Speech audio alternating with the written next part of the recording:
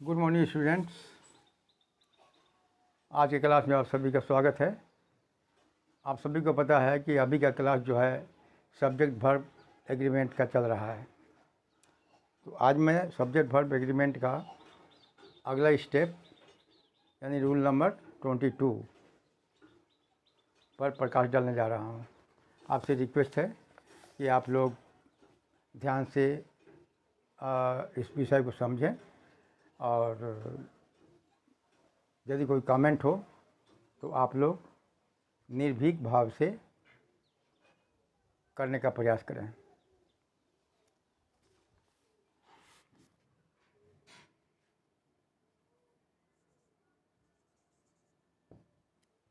Subject verb agreement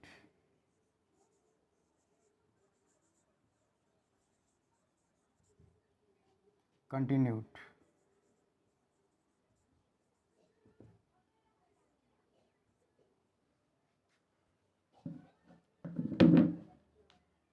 rule number 22।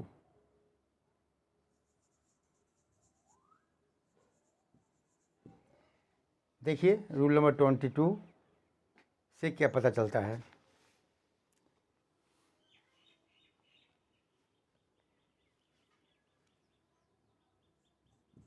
The singular verb is required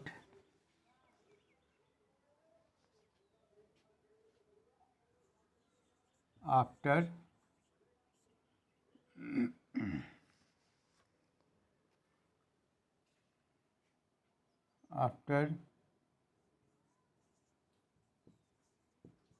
nothing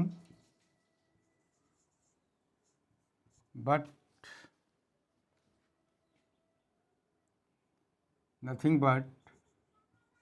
even though the noun is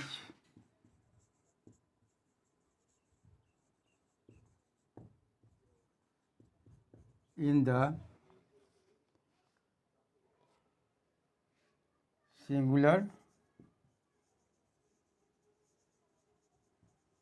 or plural form।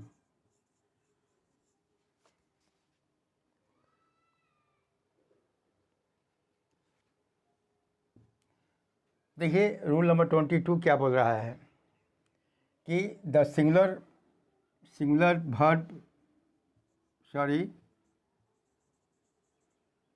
Verb is required after nothing but.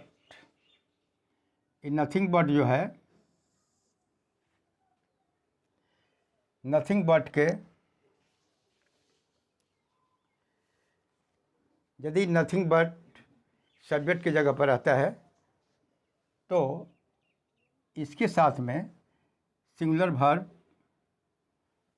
आता है। Even though का मतलब होता है यद्यपि the noun is in the singular और plural form. यदि noun, कहने का मतलब ये हुआ कि नथिंग बट के बाद में,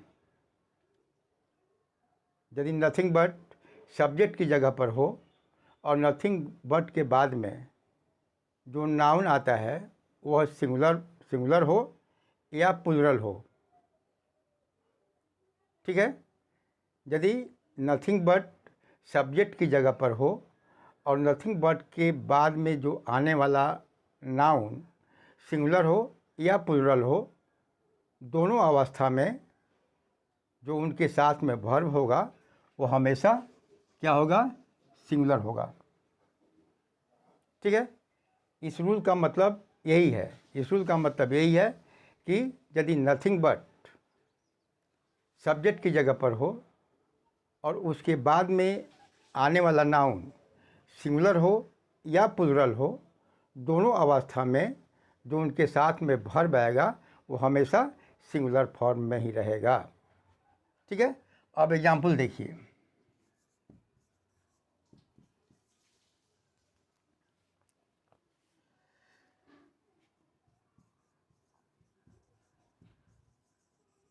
nothing but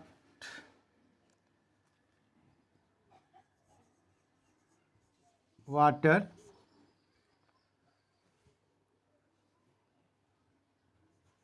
everywhere। दूसरा एग्जाम्पल देखिए,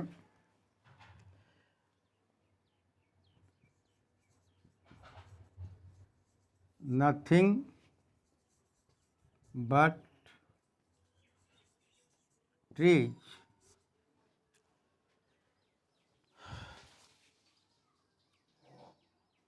every।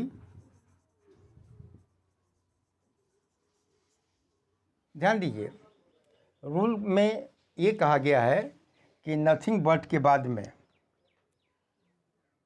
नथिंग बट के बाद में जो नाउन आता है वह नाउन सिंगुलर हो या प्लूरल हो, दोनों अवस्था में उनके साथ में जो आने वाला वर्ब होगा वो सिंगुलर वर्ब ही रहेगा। जैसे यहाँ ध्यान, नथिंग बट के बाद में ये वाटर जो है आपका, वाटर ये आपका नाउन है जो सिंगुलर है, यानी मटेरियल नाउन है। तो इनके साथ में हमेशा सिंगुलर वर्ब होगा, या तो आप वाज इज लगा सकते हैं या वाज भी लगा सकते हैं। दूसरा, नथिंग बट के बाद में, नथिंग बट के बाद में देखिए ये ट्रीज जो नाउन है वो आपका प्लूरल है, फिर भी इसके साथ में जो आने वाला वर्ब होगा वो सिंगुलर ही होगा, यानी आप यहाँ पर इज भी लगा सकते हैं या आप वाज भी लगा सकते हैं। दोनों अवस्था में रूल में यही कहा गया है कि नथिंग बट के बाद में आने वाला नाउन सिंगुलर हो या प्लूरल हो, दोनों अवस्था में वर्ब जो है हमेशा सिंगुलर ही रहेगा। ठीक है। अच्छा, rule number 23,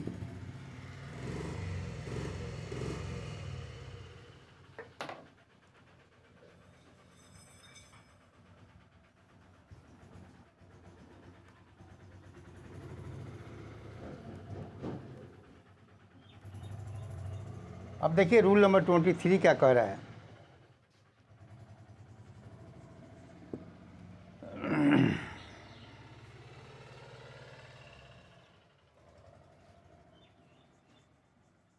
When each every either each every either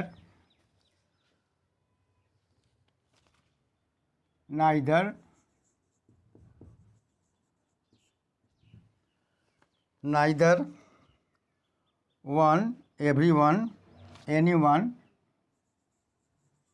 one everyone anyone no one someone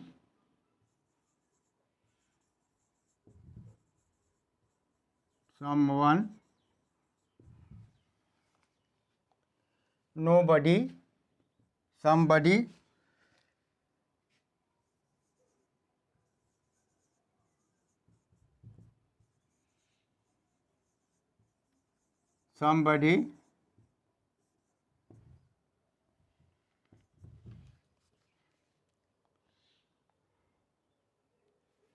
stands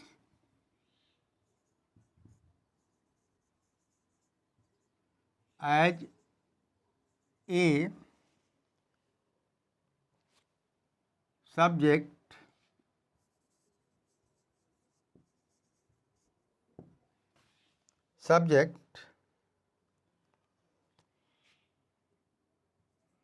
the singular verb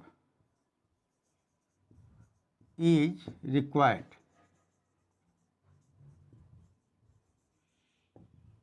the singular verb is required. देखिए रूल नंबर 23 क्या कह रहा है कि जितने भी यहाँ वर्ड दिए गए हैं, each, every, either, neither, one,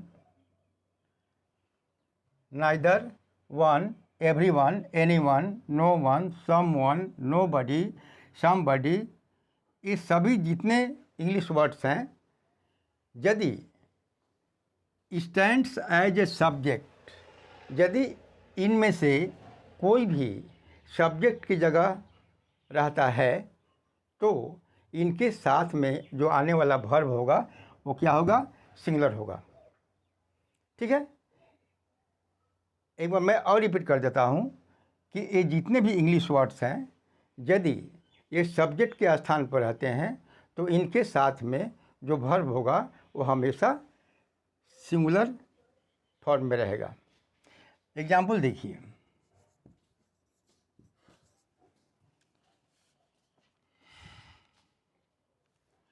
each boy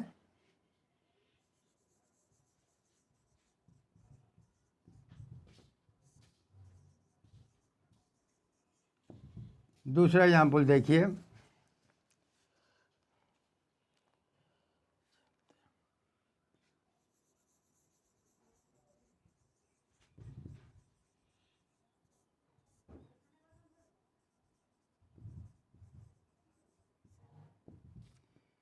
तीसरा एग्जाम्पल और देखिए,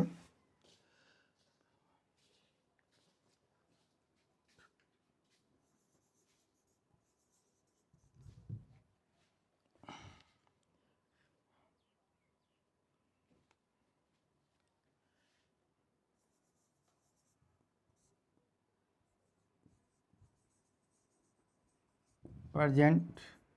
एक और एग्जाम्पल लीजिए,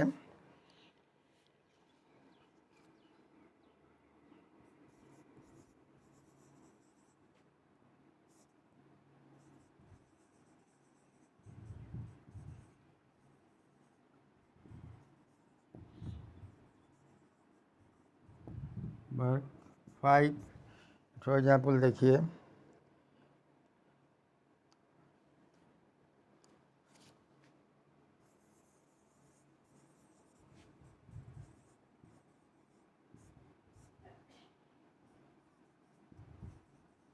ये देखिए, a, each, everyone, no one, one, ये सभी जो है सब्जेक्ट की जगह पर आए हुए हैं।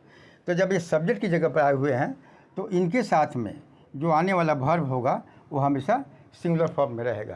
कैसे? देखिए, each boy a pen, has a pen. ठीक है, each boy has a pen, has आपका सिंगुलर वर्ब है। Each of them was guilty या इज गिल्टी, वाज गिल्टी भी हो सकता है, इज गिल्टी भी हो सकता है, यानी सिंगुलर वर्ब रहेगा, इज या वाज रहेगा। ठीक है, everyone present, everyone is present या एवरीवन वाज प्रेजेंट। ठीक है, तो यहाँ भी आप इज लगा सकते हैं और वाज लगा सकते हैं, यानी सिंगुलर वर्ब रहेगा। No one is ready to do this work या no one was ready to do this work, is भी लगा सकते हैं, वाज भी लगा सकते हैं, यानी सिंगुलर वर्ब रहेगा। इज या वाज दोनों हो सकता है, दोनों आपके सिंगुलर वर्ब है। One of them him, one of them him, him का जब यहाँ पर होगा तो यहाँ पर नोट कर देंगे, one of them knows, knows him, knows आपका जो है नो में एस लग गया तो ये आपका सिंगुलर वर्ब हो गया। ठीक है, तो ये जो है आपका जो है, तो ये जितने भी इंग्लिश वर्ड्स हैं यदि ये सब्जेक्ट की जगह पर रहेंगे तो इनके साथ में जो आने वाला वर्ब होगा वो हमेशा सिंगुलर वर्ब ही रहता है। अब आगे वाला रूल देखिए, 24 रूल क्या कहता है।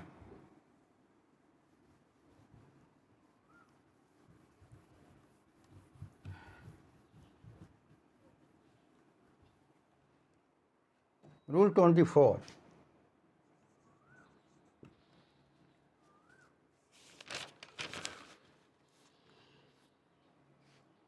ये देखिए रूल 24 कहता है when both many some, when both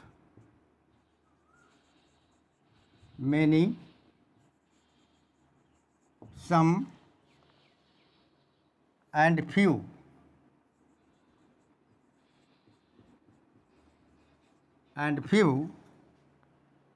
are used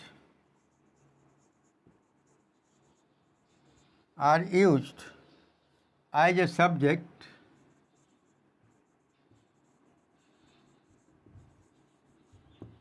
देखिए रूल कितना क्लियर स्पष्ट आपको लग रहा है। Subject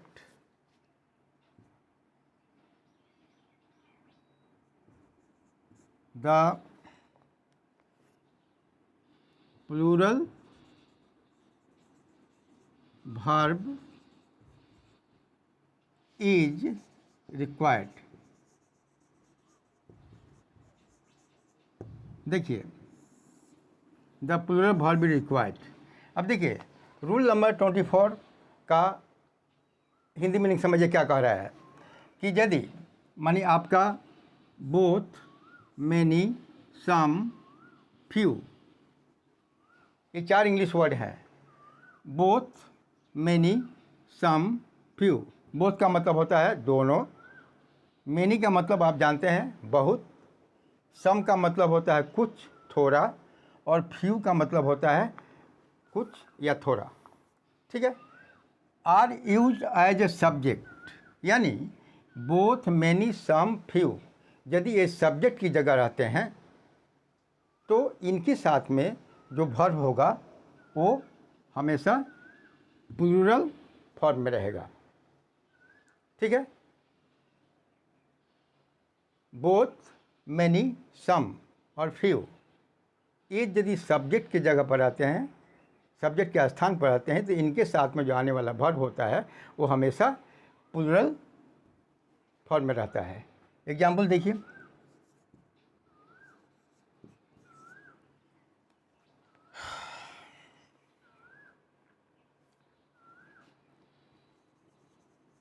both of them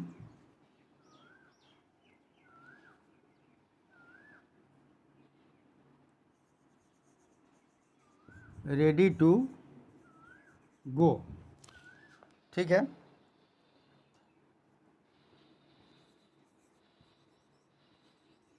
many of them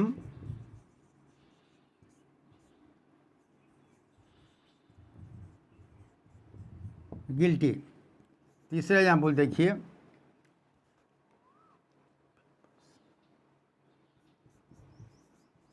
few person are honest। देखिए रूल में ही कहा गया है कि बोथ मैनी सम और फ्यू यदि सब्जेक्ट की जगह पर आते हैं तो इनके साथ में जो आने वाला वर्ब होगा वो हमेशा क्या होगा, प्लूरल माने फॉर्म में रहेगा। अब देखिए both of them ready to go, आप यहाँ पर वेयर लगा सकते हैं, ये आपका प्लूरल वर्ब। तो both of them they are ready to go. Many of them they are guilty, many of them they are guilty, plural verb हुआ। फ्यू पर्सन्स आर ऑनेस्ट या वे आर ऑनेस्ट, दोनों हो सकता है। यहाँ भी आप आर माने यहाँ भी आप समझिए कि आर लगा सकते हैं। Both of them are ready to go, many of them are guilty, या फ्यू पर्सन्स आर या वे आर ऑनेस्ट। ठीक है, दोनों लगा सकते हैं आप, आर और या वे आर। कहने का मतलब है हमको प्लूरल वर्ब से मतलब है, तो वेयर भी लगाएंगे।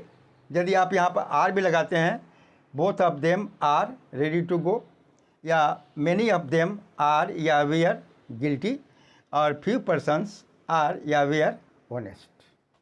ठीक है। अच्छा, अब देखिए रूल नंबर आपका 24।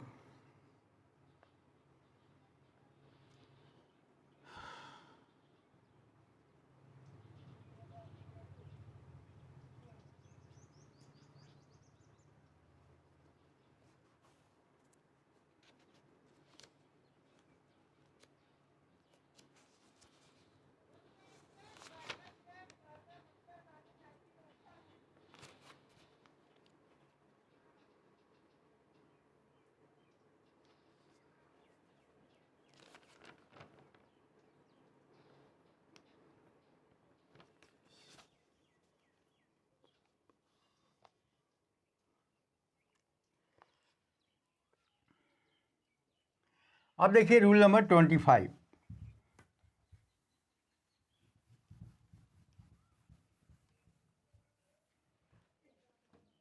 रूल नंबर 25, ये देखिए रूल नंबर 25 क्या कर रहा है। None and any both required singular and plural verb. ठीक है, non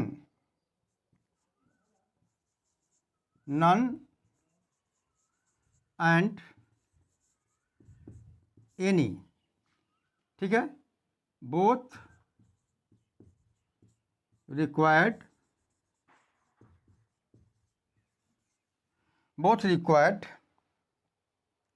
singular and plural, singular और प्लूरल वर्ब।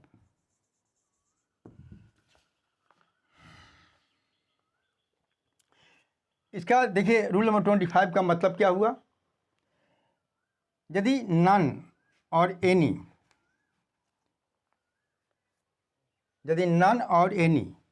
यदि सब्जेक्ट की जगह पर हों तो इनके साथ में जो आने वाला वर्ब होता है वो सिंगुलर भी हो सकता है और प्लूरल भी हो सकता है, दोनों हो सकता है।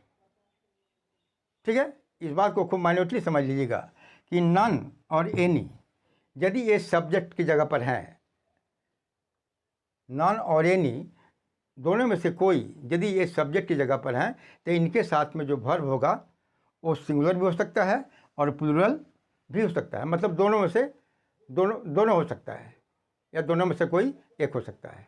ठीक है, तो देखिए अब एग्जाम्पल देखिए। एग्जाम्पल देखिए, क्या एग्जाम्पल से समझ में आ जाएगा।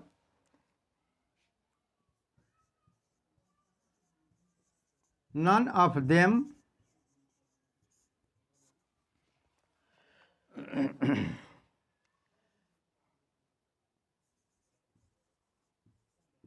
come back, any of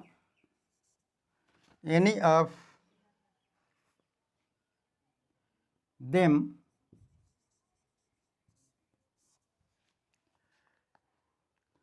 not present there। ध्यान दीजिए यहाँ पर,